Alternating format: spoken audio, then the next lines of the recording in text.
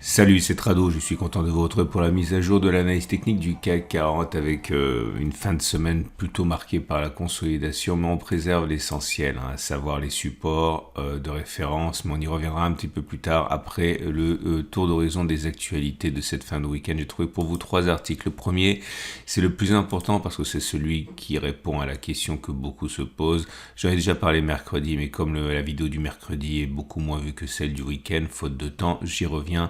C'est cet article qui est apparu sur l'or et l'argent sous la plume de Nicolas Perrin. Nicolas Perrin, je vous rappelle que c'est sans doute un des plus grands spécialistes, voire le plus grand spécialiste de l'or actuellement en France.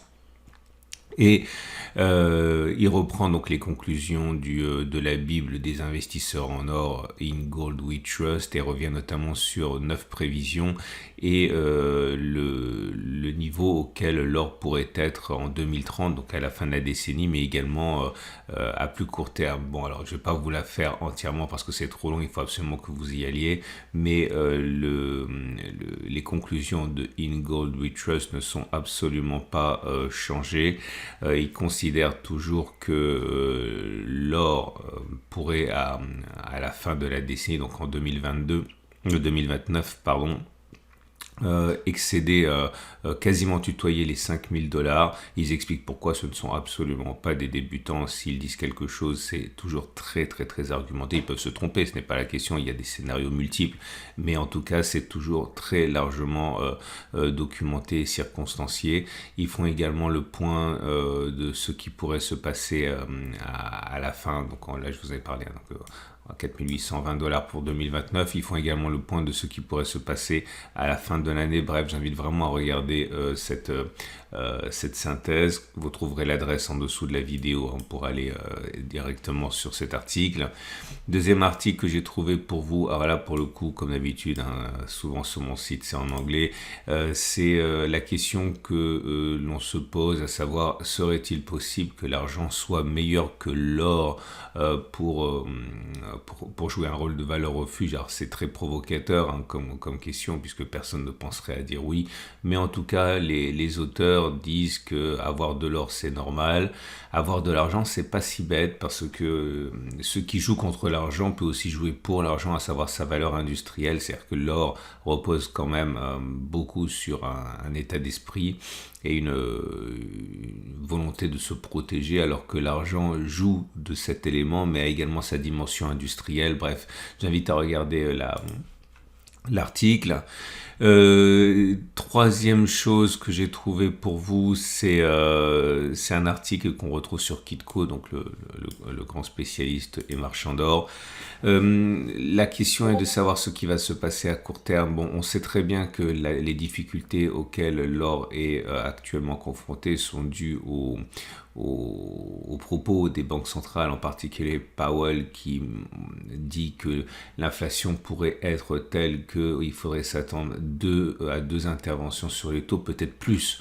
Et c'est le peut-être plus qui a tétanisé un petit peu les cours, puisque à partir du moment où l'or évolue en sens inverse, ou du moins, c'est un peu plus compliqué que ça, mais lorsque le dollar est fort, l'or qui est libellé en dollars est donc affaibli. Si on augmente les taux, le dollar va monter. Si le dollar monte, eh bien forcément il faut moins de dollars pour payer la même quantité d'or. Donc l'or a tendance à baisser, et pour l'or libellé en euros, par sympathie, on fait la même chose. Mais l'idée surtout, c'est que tant qu'on n'en saura pas davantage, l'or est sous pression. Alors, c'est vrai que je reçois souvent le message suivant me disant: mais je ne comprends pas, Trado, s'il y a de l'inflation, c'est bon pour l'or. Pourquoi est-ce que c'est l'aspect taux d'intérêt qui l'emporte plutôt que l'aspect inflation? C'est une excellente question. C'est simplement une temporalité qui est différente. Les marchés sont myopes, ils regardent ce qui se passe à court terme. Et donc à partir du moment où les taux pourraient augmenter, eh bien c'est cet aspect-là qui l'emporte sur l'aspect inflationniste. Et on va donc passer maintenant. J'ai pas repris les articles parce que c'était pas très intéressant, mais en gros, retenons également que ANZ a produit un papier disant que la baisse des cours devrait réveiller les gros acheteurs. Crédit Suisse qui considère que l'or pourrait aller chercher les 1850 $, et on va voir un petit peu où on en est au niveau des graphes. Je vous rappelle que mon format vous est proposé par mes 2 sponsors, Au Coffre qui vous propose d'acheter de l'or, de l'argent et de pouvoir ensuite le stocker dans des coffres ou le faire livrer, hein, mais éventuellement le stocker à l'étranger comme en Suisse, hein, et vous avez la possibilité encore une fois d'interagir directement avec d'autres acheteurs via cette plateforme, vous permettant donc d'acheter, de vendre directement avec d'autres investisseurs. Et mon autre sponsor que vous connaissez également, Veracash qui vous permet d'acheter de l'or, de l'argent et d'y adosser une carte Mastercard, tout ce qu'il y a de plus classique. Donc si l'or voit son cours monter, eh bien tout simplement vous pouvez dépenser plus. C'est très pratique, c'est très novateur, j'en ai une. Bref, vous avez des liens en dessous de la vidéo pour découvrir ce que vous propose Aucoffre et Veracash. On passe à l'analyse des zones d'accumulation rationnelle. Et voilà donc l'or libellé en euros avec un refuge temporaire trouvé sur les 17,46, 17,33. Le prochain serait 17,15, 17,01. Alors je vous rappelle que toute ma méthode repose sur l'idée que il ne faut pas tenter de savoir ce qui va se passer, puisque vous imaginez bien que même si les plus grands spécialistes, les plus grands diplômés des meilleures écoles de commerce et d'économie sont incapables de savoir ce qui va se passer, ce n'est pas à notre modeste niveau qu'on pourra le faire. Tout ce qu'on doit faire, c'est acheter sur des niveaux susceptibles d'entraîner une fin de la baisse plutôt que n'importe où, d'accumuler progressivement. Donc 17,46, 17,33 est une zone d'accumulation rationnelle. La prochaine est 17,15, 17,01. Je pense pas à titre personnel qu'on ira plus bas que 17,15, 17,01. Ok, tout simplement parce que à l'expérience, hein, c'est ce genre de mouvement correctif auquel on assiste. On a connu une très forte progression depuis novembre. Hein. On l'a déjà vu beaucoup, hein, 14%. Et à partir du moment où on connaît des progressions qui sont très fortes, on consolide de manière équivalente. Néanmoins, voilà, je pense qu'un retour sur 17,15, 17,01 serait la fin de la consolidation. Maintenant, peut-être qu'on ira chercher la zone d'accumulation rationnelle des 16,54, 16,35, j'en sais rien du tout. Mais je ne vois pas l'or libellé en euros descendre plus bas que 17,15, 17,01. Donc une cartouche à garder pour accumuler ici, à mon avis. Pour, ah oui, la tendance de long terme est neutre, haussière, puisqu'on est au-dessus de la M200 qui monte, la tendance de fond est baissière, les bougies Aiki-Nashi indique que c'est un peu moins mauvais, mais ça reste quand même très fragile, hein, puisque vous avez une première bougie verte, mais c'est une bougie verte mèche haute, mèche basse, donc plutôt un rebond technique de l'indécision qu'autre chose. Hein. Si on regarde l'or, mais libellé en dollars, c'est la même chose. La fragilité est vraiment évidente, hein, depuis que M. Powell menace, hein, d'augmenter encore plus les taux d'intérêt. Mais on est sur une zone d'accumulation rationnelle. Hein, on l'avait déjà identifié, 19,15, 18,96. Est-ce qu'on pourrait aller chercher 18,50, 18,10? Je pense. Ça serait donc une zone d'accumulation rationnelle. Donc j'imagine que certains ont accumulé ici. La prochaine zone d'accumulation rationnelle est 4% plus bas, je crois. Entre 3,7 et 5,6, ça dépend jusqu'où on irait. Je pense qu'on a moyen d'aller chercher cette zone pour accumuler. Je vois pas vraiment pourquoi on irait en dessous, mais en tout cas, n'oubliez pas que au-delà de ce que vous pensez de l'or, il faut vraiment, et ça je le vois quasiment sur toutes les vidéos, penser long terme. Long terme.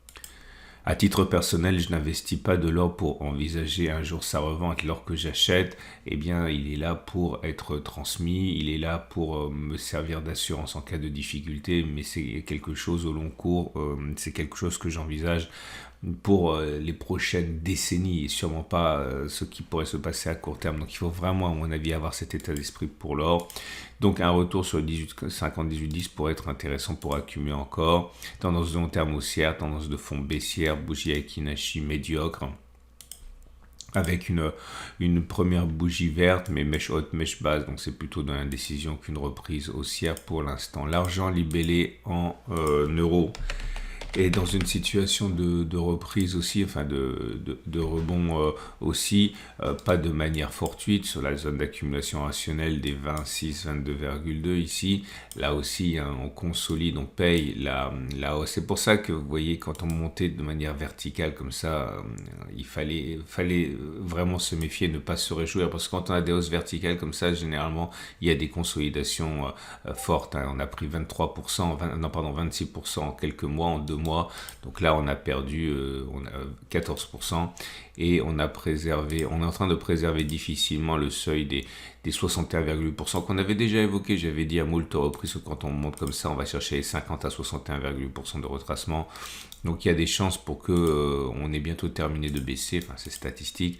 Je pense qu'une dernière accélération baissière pourrait nous amener chercher les 19,7, c'est-à-dire encore une baisse de 5%, mais rebondir sur les niveaux actuels est pour moi envisageable aussi, surtout que la tendance de long terme est cassée, on est en tendance neutre, la tendance de fond est baissière, les bougies avec Kinachi montrent que c'est médiocre, mais que c'est pas aussi mauvais, puisque bon, c'est toujours rouge, mais avec mèche haute et mèche basse, donc là aussi c'est plutôt dans l'indécision, et c'est une configuration identique pour l'argent libellé en dollars, avec un rebond technique sur une zone d'accumulation rationnelle, celle des 22,3, 21,5, tendance de long terme préservée, tendance de fond baissière, bougie avec Kinachi, médiocre, avec du rouge qui prédomine. Est-ce qu'on pourrait aller plus bas? J'ai l'impression quand même qu'on a fait on a fait la consolidation qu'on attendait sur l'argent, soit en euros ou en dollars. Est-ce qu'on pourrait aller chercher la partie basse? Oui, totalement, mais la casser, j'ai du mal à la concevoir. En tout cas, si ça casse, on accumulera plus bas à 20, mais là déjà, aller chercher plus bas, ça veut dire les bas de la zone, ça veut dire 5,5%. Voilà, je pense pas qu'on ira plus bas que ça à titre personnel, mais il n'y a absolument aucune certitude, c'est simplement un sentiment. On passe au platinoïde. Et la mésaventure sur les platinoïdes est toujours en cours avec une baisse effrayante depuis les plus hauts. Regardez le palladium qui est au plus haut du conflit ukrainien, c'était début 2022, caracolé à plus de 3100, et regardez la baisse depuis, on en est à moins 65%. Alors c'est là qu'il faut avoir des convictions chevillées au corps ou être réactif si vous pensez que tout ceci est une anomalie doublée d'une opportunité historique. Eh bien, c'est maintenant qu'il faut accumuler. Le support majeur des 12,06, 11,33 est en train de lâcher. C'est pas fait, mais il est possible que ça se produise. Si ça devait se produire, le prochain support majeur est à 935, 827. C'est-à-dire que si ce support des 12,06, 11,33 lâche, il faudrait s'attendre à une baisse encore, enfin on pourrait s'attendre à une baisse de 17 à 25% encore. Quelque chose me fait penser que ce support majeur devrait tenir, même s'il est bousculé pour l'instant. Rien n'est garanti, bien sûr, hein, dans ce scénario. C'est un sentiment que j'ai, qu'on pourrait avoir une sorte de fausse cassure. Mais encore une fois, si vous progressez, si vous investissez progressivement et que vous croyez au potentiel du palladium, nous sommes sur des niveaux historiques d'opportunité. On est revenu tout simplement 3 ans en arrière, hein, quasiment 3 ans en arrière. Et la tendance de long terme naturellement est baissière. Je vais faire figurer les bonnes moyennes mobiles. Voilà, donc je fais figurer la M50 et la M200 comme d'habitude, et on voit que la tendance de long terme est clairement baissière, la tendance de fond est baissière également, et les bougies Kinachi ne donnent pas matière à espérer un rebond dans l'immédiat, hein. Ce sont toujours des bougies rouges, et sous des bougies rouges sans mèche haute, autrement dit, il est plausible que ça soit encore la baisse qui nous attend à très court terme. Si on regarde le palladium libellé en dollars, c'est la même chose. Je vous rappelle que les difficultés actuelles sont notamment dues au ralentissement économique, hein, et notamment à la Chine qui déçoit. Et à partir de là, étant donné que les platinoïdes sont utilisés massivement, hein, dans le secteur automobile qui marque le pas, et bien tout naturellement, les cours en souffrent, hein. Donc le support majeur des 13,50, 12,70 dollars est en train de lâcher, on l'a vu. C'est encore plus flagrant sur le dollar. Et là, le prochain support, il est à 11,40, 10,30. Je vous montre pourquoi je mets les données hebdomadaires. Et vous allez comprendre pourquoi est-ce qu'il y a une zone de support ici. En fait, c'est une vieille zone qui date ici, ancienne zone de résistance qui a été cassée, qui a changé de polarité, qui est devenue support. Donc un retour sur les 11,40, 10,30 dollars est plausible, ce qui voudrait dire se préparer pour une baisse encore de 7%. Alors, rien n'est garanti, rien n'est jamais garanti, hein. Qui pensait il y a quelques mois que l'on connaîtrait cette débâcle sur le palladium et sur Le platine, alors que l'on pensait au contraire que l'ouverture de la Chine était l'initiateur de la prochaine jambe de hausse, hein. Mais voilà, c'est possible d'attendre 11,40, 10,30 là pour la prochaine zone d'accumulation rationnelle. Pour le platine, c'est la même chose, c'est pas bon. Si on regarde le platine libellé en euros, alors c'est pas aussi catastrophique parce que le platine est sauvé par sa connotation précieuse qui le met un petit peu dans les pattes de l'or et de l'argent. C'est pas aussi grave que le palladium, mais en tout cas, on est en train de casser le support journalier des 830-820.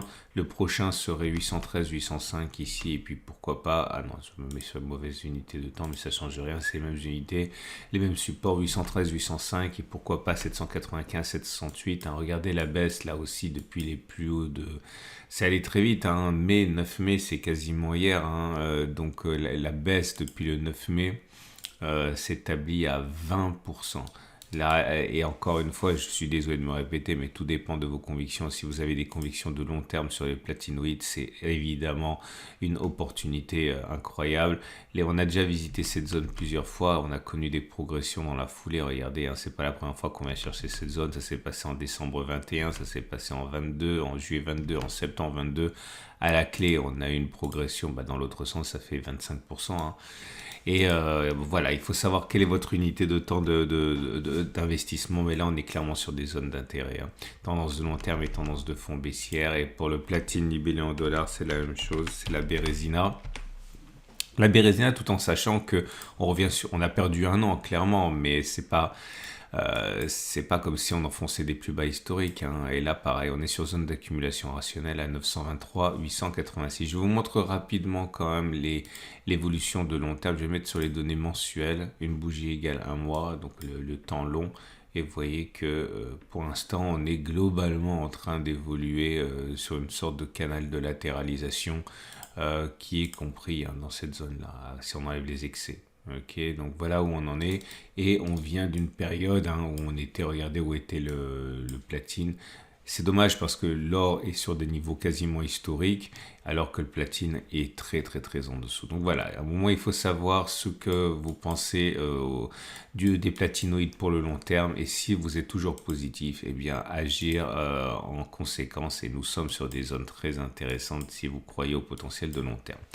Excellente journée à vous. Je vous rappelle que vous retrouvez un lien vers les vidéos, les articles que j'ai mentionnés en dessous de la vidéo qui vous amène vers mon site qui dispatche vers les articles.